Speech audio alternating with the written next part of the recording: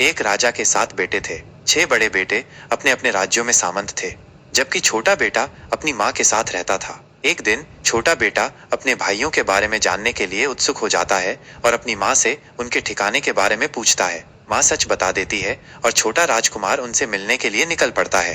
रास्ते में उसकी मुलाकात उसके भाइयों से होती है जो घर लौट रहे थे। छोटा भाई उन्हें वापस मंदिर ले जाने के लिए जोर देता है जहाँ 7 देवकन्याएं रहती थीं। उन देवकन्याओं की एक भयानक आदत थी। वे आगंतुकों का 3 महीने तक खूब ख्याल रखती थीं और फिर उन्हें अपनी काली माँ को बलि चढ़ा देती थीं।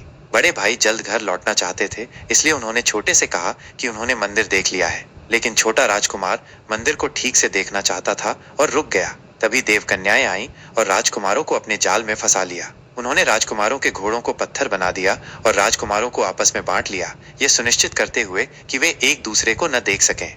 2 महीने बीत जाते हैं और बड़े राजकुमार को चिंता होने लगती है। उसे इस बात की चिंता होती है कि वे कहाँ फंस गए हैं और उनके माता पिता को इसकी जानकारी भी नहीं है। वह छोटी देवकन्या से विनती करता है कि उन्हें जाने दे, अन्यथा वह आत्महत्या कर लेगा। छोटी देवकन्या पहले तो डरती है, लेकिन फिर राजकुमार की विनती पर उसे दया आ जाती है। वो बताती है कि अगले दिन 3 महीने पूरे हो जाएंगे और उन्हें काली माँ को बलि चढ़ा दिया जाएगा। वो उन्हें बचने का उपाय बताती है। वो उन्हें 7 मंत्रित नींबू देती है जिन्हें पत्थर बने घोड़ों के सिर पर फोड़ने से वे जीवित हो उठेंगे। वो उन्हें शिकाकाई के बीज, कोयला और रेत भी देती है जिन्हें पीछे फेंकने से बाधाएं उत्पन्न होंगी जो देवकन्याओं को रोकेंगी। वो उन्हें ये भी चेतावनी देती है कि उन्हें ये सब तब करना होगा जब देवकन्याएं काली माँ की पूजा करके लौटें। उससे पहले राजकुमार और उसके भाई काली मंदिर पहुंचते हैं और देवी से दरवाजा खोलने की विनती करते हैं। देवी दरवाजा खोल देती है और मंदिर में टंगे मुंड उनकी दुर्दशा का मजाक उड़ाते हैं। राजकुमार और उसके भाई देवी को प्रणाम करते हैं, नींबू फोड़ते हैं जिससे उनके घोड़े जीवित हो उठते हैं और वे तेजी से भाग जाते हैं।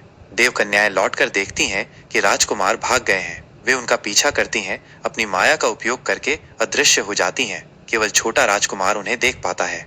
छोटी देवकन्या की सलाह के अनुसार वह शिकाकाई के बीज, कोयला और फिर गलती से रेत आगे की तरफ फेंकता है जिससे एक नदी बन जाती है। 6 भाई नदी के इस पार रह जाते हैं जबकि छोटा भाई उस पार पहुंच जाता है।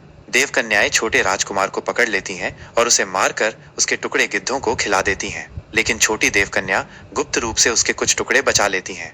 महल लौटकर वह उन टुकड़ों को जोड़ती है और रोने लगती है। आधी रात को पार्वती और परमेश्वर आकाश मार्ग से जा रहे होते हैं। पार्वती देवकन्या का रोना सुनकर द्रवित हो जाती हैं और उससे उसकी विपदा के बारे में पूछती हैं। देवकन्या अपनी कहानी सुनाती है और पूछती है कि कौन उसे जीवन दान दे सकता है।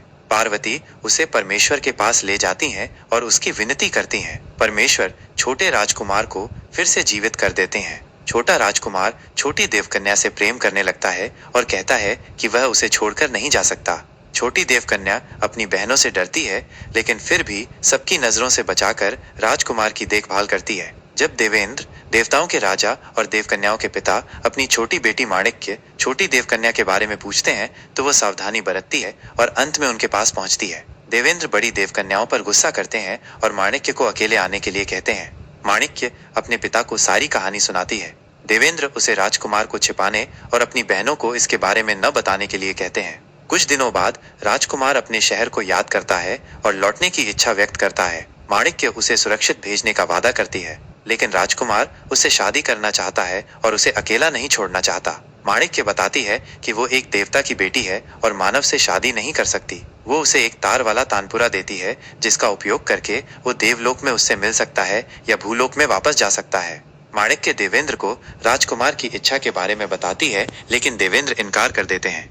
राजकुमार लौटकर अपने भाइयों को संदेश भेजता है कि उसने एक देवकन्या से शादी की है। भाई पहले तो विश्वास नहीं करते, लेकिन फिर आकर अपने छोटे भाई को जीवित देखकर हैरान हो जाते हैं। वो उनसे देवकन्या को दिखाने का वादा करता है। राजकुमार की एक छोटी बहन होती है। एक दिन राजकुमार के बाहर जाने पर राजकुमारी उत्सुकतावश राजकुमार का कमरा खोलती है और तानपुरा बजा देती है। तार खींचते ही माणिक्य प्रकट हो जाती है और राजकुमारी पर गुस्सा करती है। कहती है कि अब वो कभी नहीं आएगी।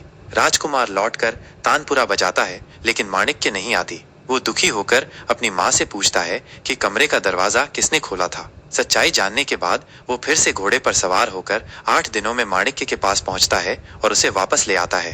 अंततः वो उससे शादी करता है और सुख से राज करता है। यह कहानी कई नैतिक सबक देती है, जैसे जिज्ञासा की सीमाएं, प्रेम की शक्ति और दूसरों की मदद करने का महत्व। ये भाग्य और दृढ़ संकल्प के विषयों को भी छूती है। कैसी लगी दोस्तों कमेंट करके जरूर बताना, और ऐसी ही रोचक और ज्ञानवर्धक कहानी सुनने के लिए वीडियो को लाइक और चैनल को सब्सक्राइब जरूर करना। थैंक यू वीडियो को लास्ट तक देखने के लिए।